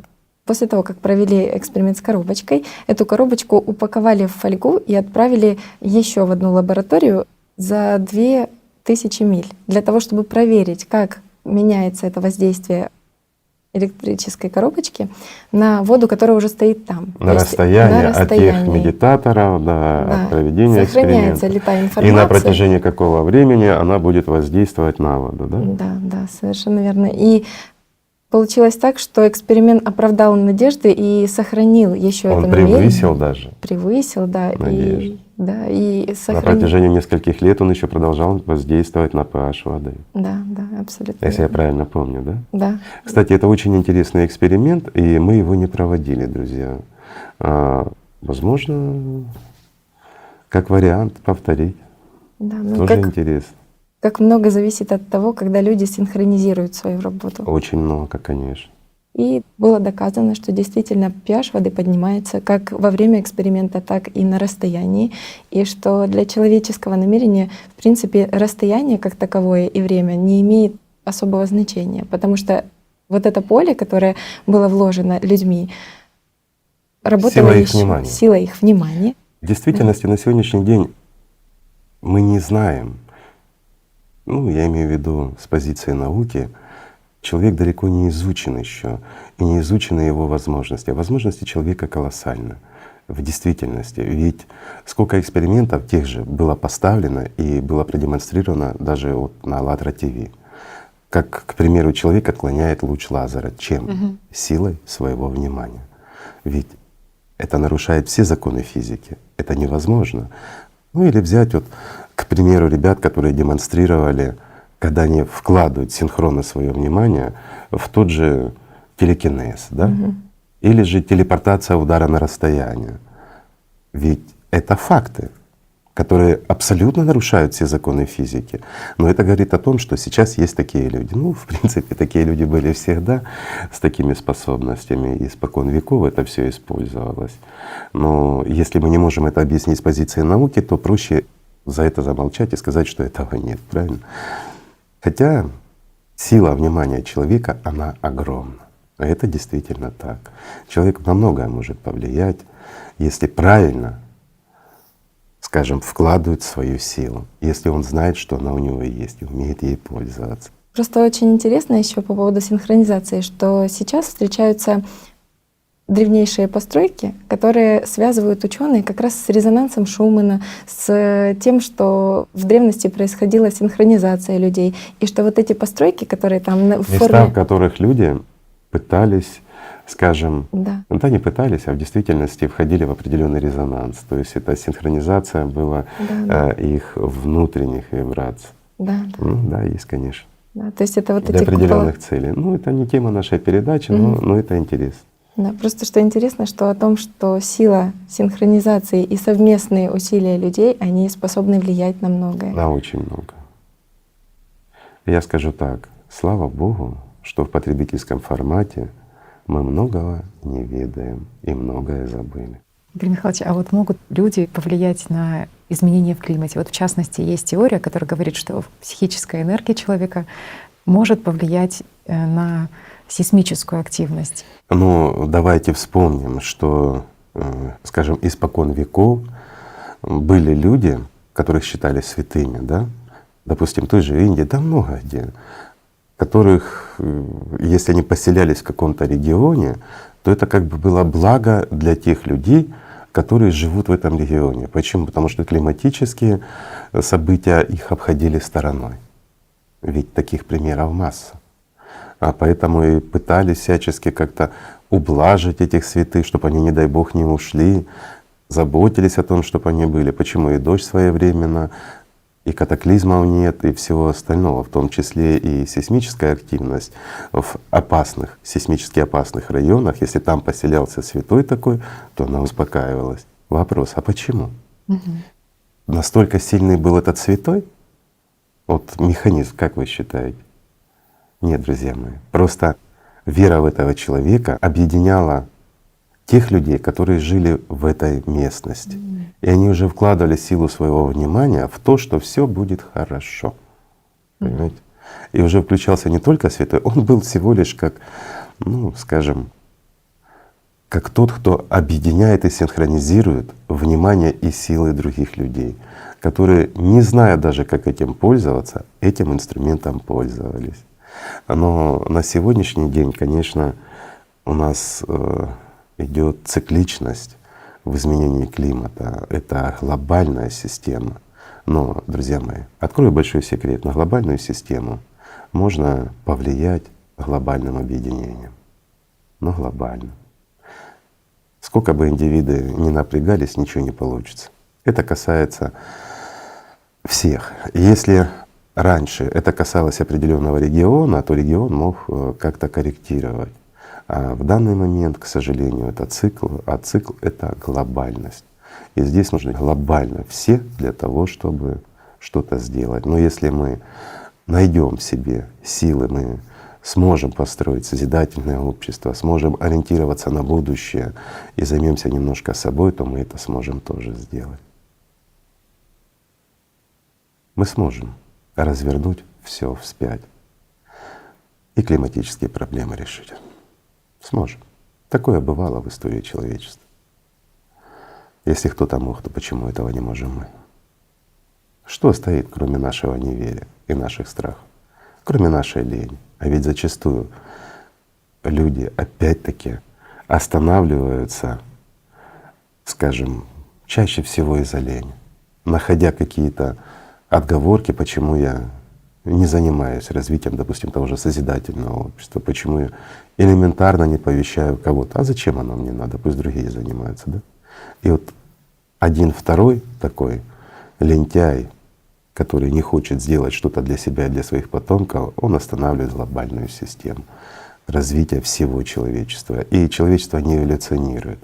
А ведь эволюционное развитие должно быть, мы уже должны быть, ну скажем, как минимум пройти первый этап. Должны были, но мы его не прошли. И мы далеко даже до середины еще не добрались. Но мы можем, если захотим, совершить гигантский скачок и, скажем, перепрыгнуть на первый этап. А первый этап развития — это, друзья мои, это эволюционный скачок огромный. В технологическом процессе, в науке, везде, во всем. Это свободная энергия и многое другое. То есть то, что сейчас считается фантастикой, может стать реальностью. И все зависит от каждого из нас. А сколько вообще этих этапов? Вот вы сказали, что мы на пути к первому этапу. Всего у человечества 6. Это вы имеете в виду вот эту шкалу Кардашова? Нет, это Кардашов слышал звон, да не знаю, где он. Он описал то, что было известно человечеству испокон веков. Ну, описал немножко о своем понимании, пытаясь разобраться, и уже вышел за такое, что, ну, я скажу так, то, что описал Кардашов, развитие цивилизации, он даже скромничал. То есть человечество гораздо больше способно постичь. Да, это фантастика. Сейчас даже говорить об этом не хочется. Почему? Потому что ну, люди посчитают, что мы здесь занимаемся написанием нового фантастического рассказа. Ну да, в принципе, если Про исходить будущее. из тех проблем, которые существуют, то космическая гонка, Звездные войны, только на это сейчас пока что. Ну, Звездные войны и все остальное — это такое дело. Ну просто все, что было раньше научной фантастикой, то, что называли утопией, сейчас мы этим активно пользуемся. Совершенно И поэтому правильно. глупо, когда там говорят, допустим, про то, что созидательное общество вот это утопия, там, да, потому что Не может быть Мгм. созидательное общество Вот. утопией. А почему? Потому что это абсолютная реальность. И к ней надо подходить здраво, разумно и взвешенно. Правильно? А утопии, они все. Тот же коммунизм и многое другое. Та же утопия стала утопией. Почему? Потому что власть оставалась в руках единиц. И вот это, извините, явилось причиной утопии. То есть мы хотим дать все людям, опять-таки мы хотим всех уравнять. Ребята, разве можно всех уравнивать? Простой вопрос. Нельзя. Человек должен иметь возможность. Да, вот в созидательном обществе все должны быть социально защищены, не должно быть бедных, должно быть у всех жилье, питание достаточно, медицинское обслуживание, одежда. Все должно быть. Просто должно быть просто по праву рождения. Человек должен быть абсолютно социально защищен. Это однозначно. Но если он хочет жить лучше, он должен идти и работать на благо человечества. Правильно? Правильно. Сейчас вспомнила, что многие же утописты, когда создавали свои идеи, они просто сидели и ожидали, что продвигать и финансировать их будут сверху. То есть Никто не будет сверху, ни в коем случае. Вот это теперь утопия. понятно, почему это Вот это оказалось утопия. утопией. Никогда подобные идеи, как созидательное общество или еще что-то, никто не будет финансировать и никто не будет помогать сверху. Это как раз, скажем, это, чтобы было понятно, немножко другая пирамида. Вот у нас есть пирамида власти, да? А теперь вы ее переверните в голове и представьте: народ сверху, а исполнители внизу. Вот так должно быть. А у нас она как бы. Сейчас немножко по-другому, так вот, как мы привыкли ее видеть. Вверху те, кто управляют, они издают приказы, но они же все блага к себе забирают. А все блага должны быть у людей. Вот благами должны наделены быть все. Заинтересовало, что вы когда-то рассказывали про то, что вроде бы люди идут во власть, да, идут в политику, точнее, с хорошими намерениями помогать нам, но вдруг а потом однажды… становятся все одинаковые, да, даже, ну вот мы в начале передачи об этом говорили, о том, что даже какого бы мы хорошего человека не взяли, достаточно его поставить во власть, и он становится такой же, как и все. Почему? Потому что закон такой, друзья. Как ни крути, а убив дракона, человек становится драконом. В этом смысл. Просто есть этому и научное подтверждение. В частности, вот были исследования в том же Онтарио, когда нейробиологи изучали мозг человека, который долгое время находится у власти. И тоже, что было интересно, что они отметили, что когда люди находятся долго у власти, то у них происходят изменения в мозге, в частности, ослабляется определенный нервный процесс отзеркаливания, то есть что напрямую влияет на зеркальные нейроны, и человек просто не Какая-то область, которая испытывает отвечает за человеческие Да. качества, за эмпатию. эмпатии, не чувствует совершенно, что хотят другие люди, какие эмоции они испытывают, эмпатию Страдают человека. зеркальные нейроны, да? То есть человек перестает сочувствовать, перестает учиться. Почему отключаются эти нейроны? Там даже целая группа отключается. Из-за того, что человек на гордыне, он считает, что он превзошел всех, и ему просто не у кого учиться. Он является сам примером, ну и гордыня, мания величия и многое другое. То есть и таким образом та же эмпатия, естественно, она уже просто-напросто нарушается, конечно. Взаимодействие с теми людьми, с которых он вышел и взошел на этот, скажем, трон, ну, образуется огромная пропасть. Он начинает думать, человек, уже другими категориями, более серьезные задачи, ну и, естественно, очень много времени, хотят они этого или не хотят, они начинают уделять самому себе. И большая часть времени и мыслей крутится вокруг личного эгоизма у них и гордыни. Это действительно так. Почему? Потому что как только происходят вот эти процессы, о которых вот написал этот товарищ, да, то сразу мысль начинает крутиться вокруг эгоизма. И все меряется в отношении себя, а не в отношении кого-то. К сожалению, да, позиция такая. Таким образом, они могут даже понять, что нужно людям. Ну, конечно, потому что переключается сознание на другое. Ну, так устроен человек, это его функция. Это надо знать и понимать. Поэтому за то, чтобы люди не болели, надо бороться. Нужно создавать условия, в которых человек не будет так сильно страдать. Правильно? Не и все будет портить людей. хорошо. Да, не надо портить людей. В психологии даже есть термин иллюзия объективности, когда человек утрачивает реальную картину мира, и все начинает крутиться как бы вокруг него. Но это же как раз об этом и говорится. Да, Но да. они разные формы проявления. Но в данном случае как раз это как механизм. Когда человек достигает высшей власти, он утрачивает. Почему разрыв такой становится? Почему вот мы голосовали за одного, и человек был хороший, а придя к власти, он резко меняется. И это все замечают, какие изменения. Ему приходится уже с трудом играть того, кем он был. А вот как раз из-за этого механизм. Ну это нормально, это законы природы. Ничего здесь такого нет страшного. Но о людях надо заботиться. Если мы кого-то выбираем, то мы должны его выбирать не на то, чтобы он управлял нами, а на то, чтобы он исполнял нашу волю. Правильно? Тогда все будет хорошо. Тогда человек просто на работе и прекрасно понимает, что это его работа. Ни больше, ни меньше. Беречь людей надо. Да. В какой-то момент становится понятным, почему люди, Вы которые знаете, есть приходят… один во такой власть. хрестоматийный пример, он очень впечатляющий для понимания, что происходит с этими людьми. Это реальность. Все помнят Великую Отечественную войну, блокаду Ленинграда, был такой город, который был блокирован, люди умирали с голоду и тому подобное. Так вот, был там парторг один, который главный был от коммунистической партии, и он следил за порядком там. И чтоб ему хорошо и правильно думалось, в то время, когда люди ели трупы, ели друг друга, умирали с голоду, это правда, печальная правда. Ему делали привычные его любимые пироженки, чтобы ему было проще думать о том, как вот вдохновить и поддержать людей. Представляете? То есть он ничего не терял. Он как жил привычно, так и жил даже там. Вторая мировая война. Город Ленинград был в блокаде 872 дня с 1941 по 1944 год. Из воспоминаний очевидцев, которые находились возле верхушки власти блокадного Ленинграда. Подавляющее большинство граждан Ленинграда умерло от голода, а не от военных действий. Сотни тысяч трупов людей, умерших от голода, просто валялись на улицах Ленинграда. Люди находились в состоянии крайнего истощения. Уже в первые месяцы блокады сотни человек были арестованы за убийство людей с целью поедания мяса их тел. В то время, когда граждане Ленинграда поедали собак, кошек, крыс, убивали взрослых и детей и поедали их трупы, верхушка власти, в частности, в лице первого секретаря Ленинградского обкома и горкома партии Андрея Жданова и его приспешников, ни в чем себе не отказывала.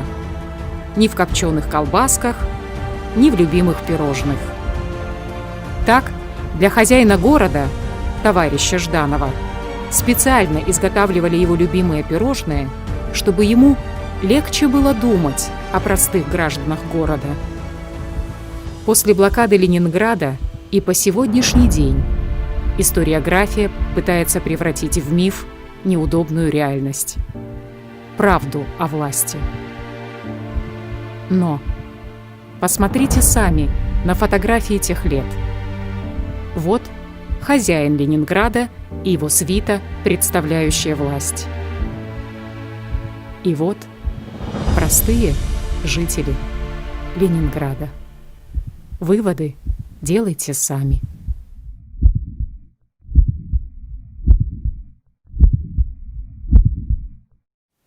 И вот в чем разница, и вот ради чего они туда идут. Не для того, чтобы о ком-то заботиться или еще что-то, а чтобы кушать свои пироженки любимые, даже тогда, когда все умирают с голоду.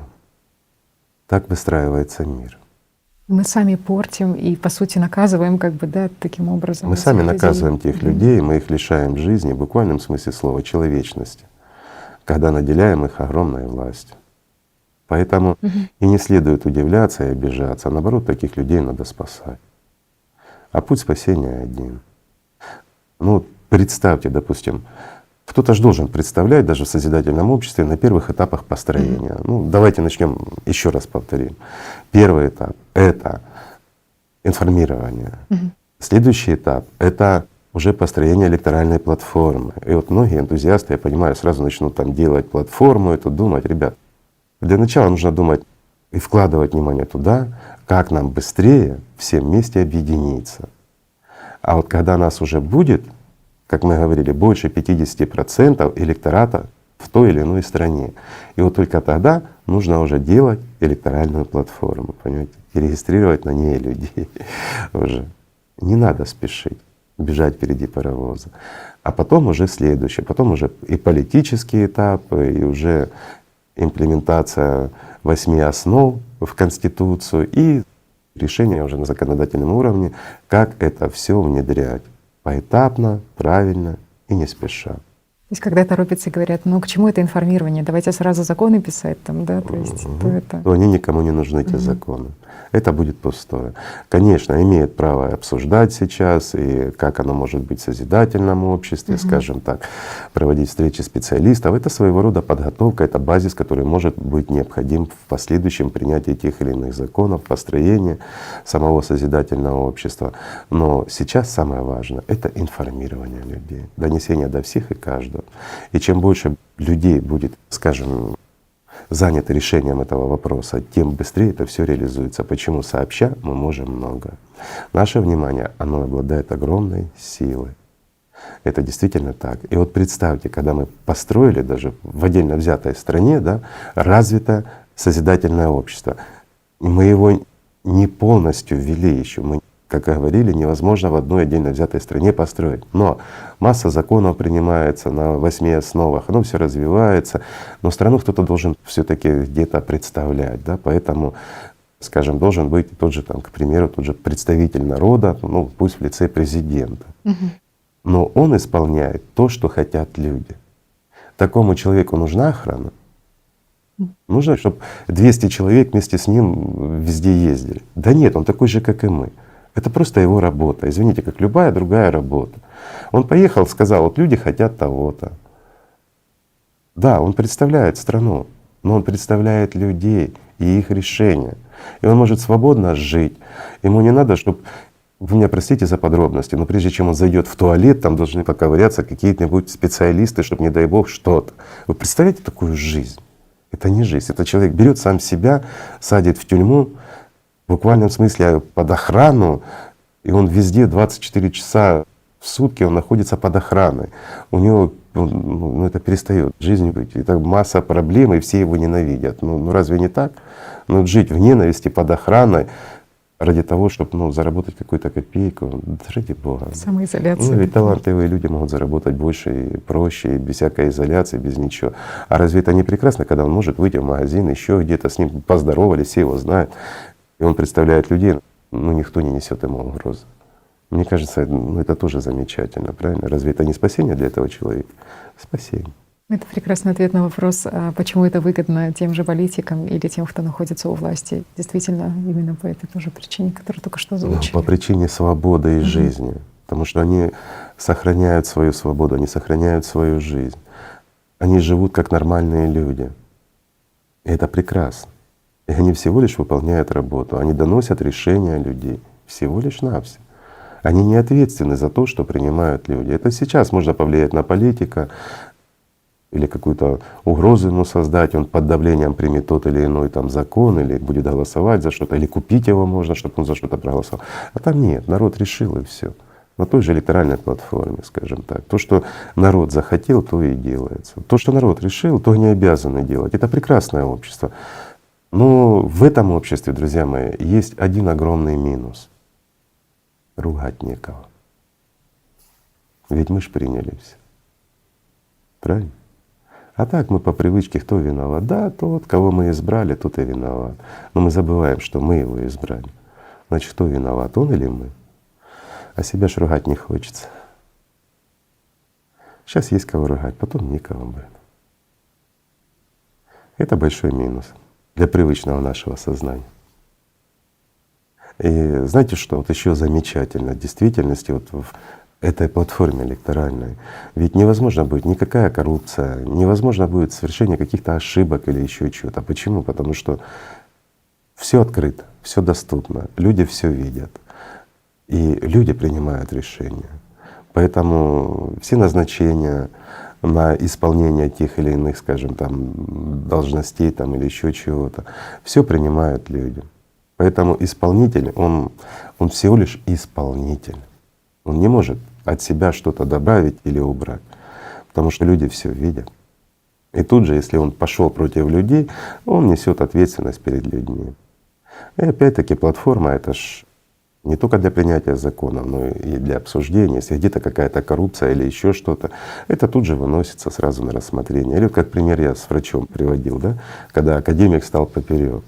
Ну извините, если стал такой поперек, а нам это крайне выгодно, то этот академик идет на пенсию и отвечает за то, что он сделал. Понимаете? То есть такие трутни уже не нужны. Такой народный контроль, да. Ну это реально, это не народный контроль, это народная жизнь. Это жизнь всех людей, это наша жизнь. И мы должны за нее отвечать, потому что мы ее строим для себя.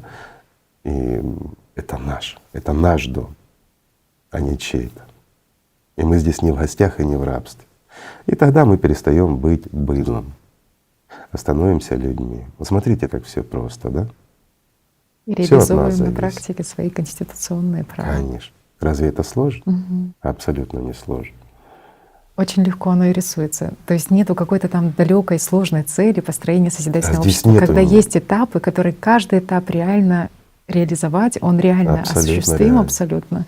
И есть уже понимание, как бы, что нужно делать. И поэтому, Начинать с малого. да, С простых элементарных вещей. Должно быть здравомыслие прежде всего в этом. И этапность должна быть. Нельзя бежать впереди паровоза, бессмысленно.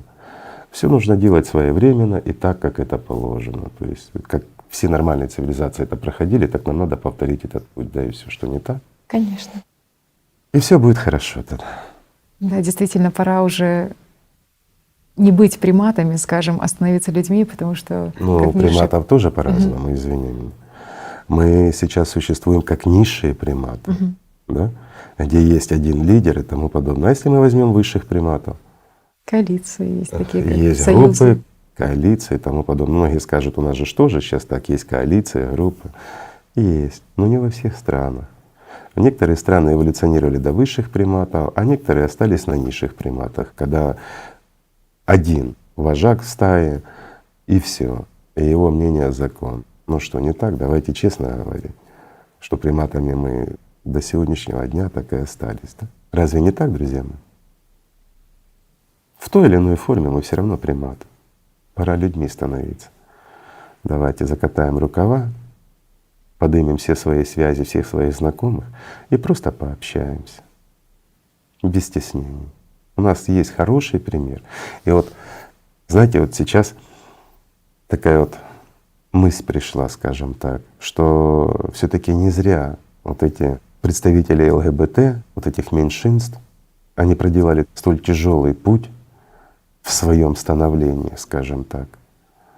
Они это сделали для нас, друзья мои, на самом деле. Они показали нам прекрасный пример. Они не постеснялись и добились. Если они не постеснялись, отстаивая свои права меньшинством перед большинством, и добились этого, то мы большинство на прекрасном, на созидательном обществе, на просто великолепной идее. Ну нам вообще стесняться нечего, ну так же, мы же хотим вообще для всех, в том числе и для них. Поэтому они послужили нам замечательным примером. Нам есть чему учиться.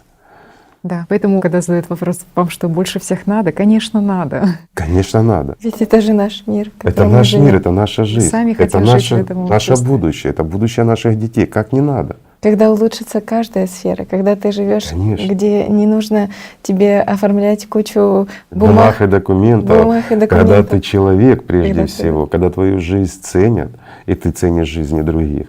Когда мир прекрасный, и он свободный. Ну так же ж? Разве это не надо больше всех? Конечно, надо. И здесь вопрос задать тому человеку: а тебе это не надо, друг мой? Ты против своих детей? Извини, ты против того, чтобы мои дети жили хорошо? Я перефразирую вопрос. Если ты становишься против созидательного общества, значит, ты не хочешь, чтобы больные дети бесплатно лечились. Ты не хочешь, чтобы были здоровыми детьми, чтобы была профилактика. Ты не хочешь, чтобы мы все прекрасно и хорошо, свободно жили. Так кто ты тогда? Вот задать так вопрос тому, кто задает такие вопросы, что тебе больше всех надо.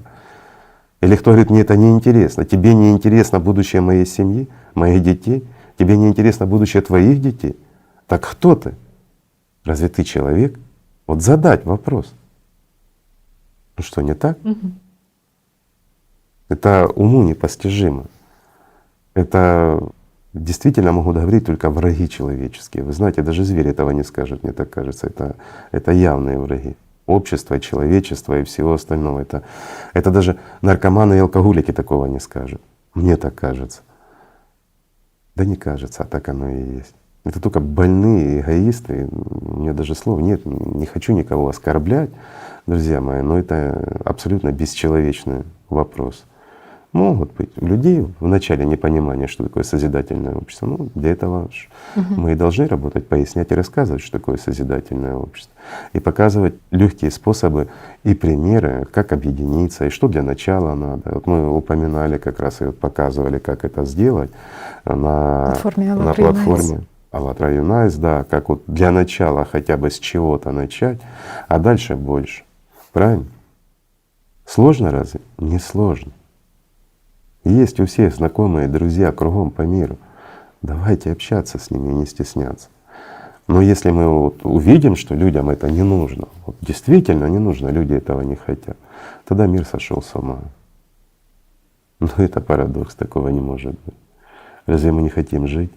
Так что мы тогда боремся за жизнь? Ну так же.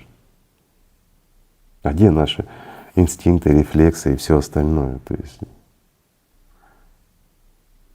да не, люди хотят жить достойно, как человек. Просто нужно немножко приложить усилий. Нужно объяснять людям, что только вместе мы можем в глобальном объединении противостоять глобальным проблемам. У нас выхода нет, друзья. Вспомните прошлую передачу. Это не пугалка. Еще раз. Это объективность, это реальность. Но мы можем, если захотим. Как говорил Циолковский, в золотой век смогут войти те, кто сможет объединиться, кто научится объединяться.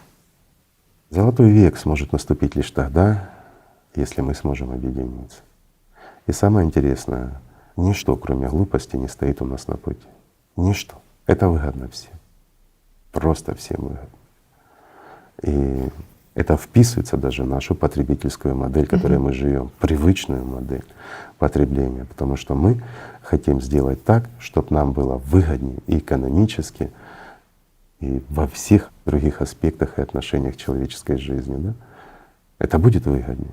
Ну, некоторые зацепят, мы ведь в прошлых передачах говорили, ну как выгоднее, если там проехал на красный свет светофора и 3 месяца мыть общественные туалеты, да, вместо того, чтобы заплатил штраф и поехал. Это ж невыгодно. Может зацепиться сознание за это. А теперь давайте рассмотрим с другой стороны. С позиции водителя. Совершаешь ты правонарушение, привычно, превысил скорость там, где не должно быть, проехал на красный свет, ну, когда никого нет, и тебя заставляют мыть общественные туалеты, даже в специальной жилетке, чтобы видно было, что ты правонарушитель. Бьет по гордыне, эгоизму, ну это недопустимо, это же принижение человека. Ну, есть альтернатива. Лет 5 работать на общество в изоляции, как зверюшка в зоопарке. Работать, подчеркиваю, не просто сидеть. Ну, лучше 3 месяца помыть туалеты, там часа по 2 хотя бы, по 3 в день, да, в свободное от работы время, скажем так. Несправедливо, жестко. А теперь давайте рассмотрим с другой стороны. Ваш ребенок идет по переходу, а его не заметил хулиган, герой, который захотел проскочить на красный свет. Ваш ребенок в это время ничего не знал, и он просто переходил на зеленый свет, ничего не нарушая. Как вам эта ситуация? Что вы сделали с этим водителем? Так вот, для того, чтобы вы не проявляли свои звериные качества и ничего вам не приходилось делать с кем-то, не нужно ездить на красный свет. Также и превышать скорость. Ведь ограничение скорости, особенно там в населенных пунктах, это все прописанные правила чьей-то кровью. Это правила, за которые кто-то заплатил своей жизнью. И теперь представьте, когда вы разгоняетесь там, где не положено, вы не можете контролировать машину настолько, какой бы она хорошая ни была, чтобы это гарантировало безопасность. Ведь тут же может выскочить чей-то ребенок, и может быть непоправимо. А если ваш ребенок выскочит? Неприятно, да? Также вот сквернословить там или, скажем, проявлять эмоцию на кого-то, что-то наказуемое. Друзья мои, я вам расскажу пример, который я наблюдал в супермаркете. Стояли перед кассой, и вот за несколько человек передо мной буквально выпивший такой веселый мужичок с соответствующими покупками, видно, ему очень хотелось быстрее употребить еще алкоголь, ну и немножко закуски у них было. И кассирша немножко что-то там замешкалась, пробивая, у нее не пробивала автоматически, ей приходилось вводить вручную. И вот этот человек, очевидно, плохо контролировавший себя, но очень спешащий донести покупки алкоголя своим товарищам, начал ее оскорблять. Она молча отреагировала, то есть, ну, очень скромно, а его это еще больше взбесило. Мы, конечно, успокоили этого товарища, он вышел на улицу, подождал, но вопрос в чем? Все, что смогли мы сделать, это просто его вывести с магазина. И все, это осталось безнаказанным для него. Он пошел в соседний магазин, скупился там, ну и как бы говорится, и ничего с ним не произошло, да? А в созидательном обществе ему бы пришлось очень долго подметать и мыть этот магазин, и подметать там и мыть эту стояночку перед этим магазином, чтобы все видели, какой он герой на самом деле. Несправедливо, да? Она же замешкалась, а он же спешил. А представьте, ваша мать или ваша дочь сидит на кассе, и подходит вот этот злоупотребитель алкоголя в неадекватном состоянии, который ни с того ни с сего начинает оскорблять вашу мать или вашу дочь. Вам это понравилось бы? Простой пример. И вот смотрите, как все, да? Смотря с какой стороны смотреть. А надо, друзья мои, смотреть с человеческой стороны. Человек не должен опускаться до скотины. Не должен. Если он опускается до скотины, то значит и отношение к нему должно быть такое же, как к скотине, пока он не станет человеком. Правильно? И это не должно быть повадно ни для кого. Если мы хотим жить в прекрасном мире и уважать друг друга. И почему мы говорим, что нам необходимо построить созидательное общество за одно поколение, чтобы следующее поколение росло уже в других условиях, для кого это будет приемлемо и нормально. А ведь мы же будем помнить, что так можно в нетрезвом состоянии оскорблять человека, и нам за это ничего не будет, да? У нас же в подсознании это будет лежать, такие примеры, которые мы за счет зеркальных нейронов впитали. А вот в созидательном обществе этого нельзя. Ну, пусть лучше нам будет тяжело, а вот следующему поколению будет легко и естественно. Правильно? Так и надо, друзья. Надо оставаться человеком. И мы это можем. Игорь Михайлович, ну говоря о том, что о 4-м этапе построения созидательного общества, когда мы выходим на международный уровень, у людей возникнут вопросы, а не является ли это, скажем, не несет ли это угрозу государственности, не нарушаются ли границы государств таким образом? Это хороший вопрос, и он часто задаваемый. То есть не посягаем ли мы на государственность, на границы, еще на что-то. Но это решать людям. Это решать не нам. Как решат с сохранением границ, без сохранения границ, государств, не государств, так оно и будет. Вот народ сам будет это решать. Я даже больше скажу. Вот у нас сейчас достаточно стран, в которых есть короли, королевы и тому подобное, да? Цари, монархия, да, и тому подобное. Будет монархия или не будет? Многие скажут, ну это недопустимо. А если вдуматься, монархия на сегодняшний день это, ну, скажем так, это уже традиция, да? Ведь есть парламенты, где принимают законы и все остальное. А будут принимать законы и управлять жизнью люди, сами люди, да? А монархия — это традиция. Ну, я не знаю, ну как по мне лично, то все наши традиции надо беречь, всю нашу историю надо беречь, все лучшее, прекрасное, то, что вдохновляет людей, надо сохранять. Ну, это мое мнение. Вспоминаю прошлую передачу, когда мы говорили про 3,5 миллиарда человек, которые могут сдвинуться со своих мест. И тут задаешься вопросом, а будут ли вообще существовать эти границы в современных ситуациях климатических? Люди решат. Ну, скажем так, если мы отходим от философии, ведь мы рассматриваем построение созидательного общества в идеальных условиях, тех, которые есть сейчас, да, если мы успеваем. А если мы не успеваем?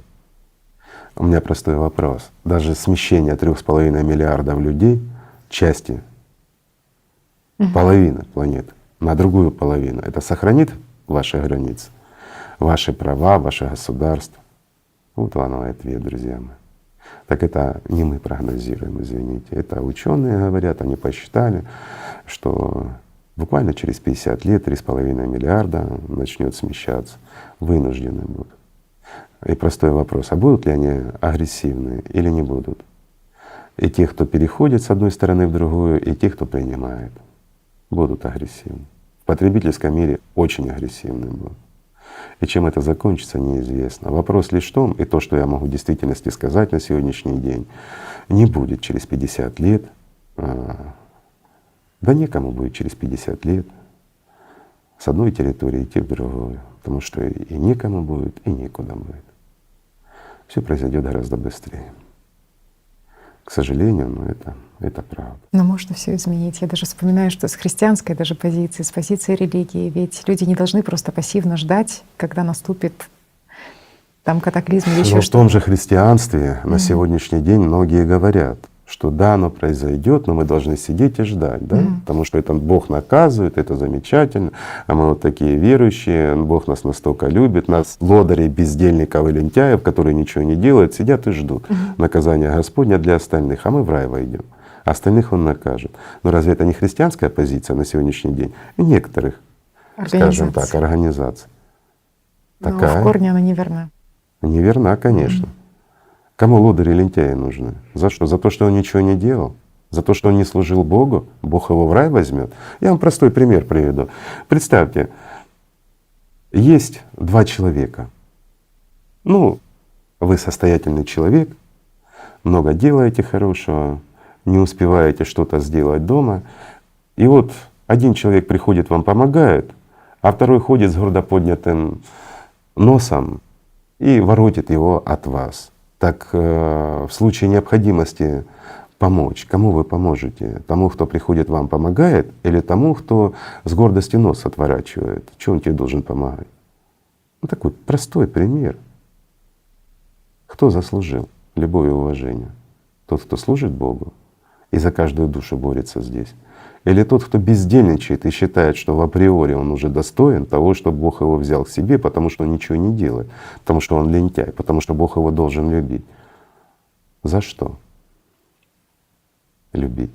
За безделье? За лень? За то, что он ублажает дьявола своими мыслями, забывая о Боге? За то, что он потребительски относится к Богу? Простой вопрос. Давайте будем честными в этом вопросе. Бог любящий, Он любит всех, кого знает. А знает Он лишь тех, кто любит Его и служит Ему. Вот вам и ответ, друзья. Так что, друзья мои, давайте любить друг друга. Начнем с простого, пойдем к большему. От любви и уважения друг к другу. Спасибо, что были с нами. Спасибо. Спасибо. Спасибо. Спасибо и вам, друзья.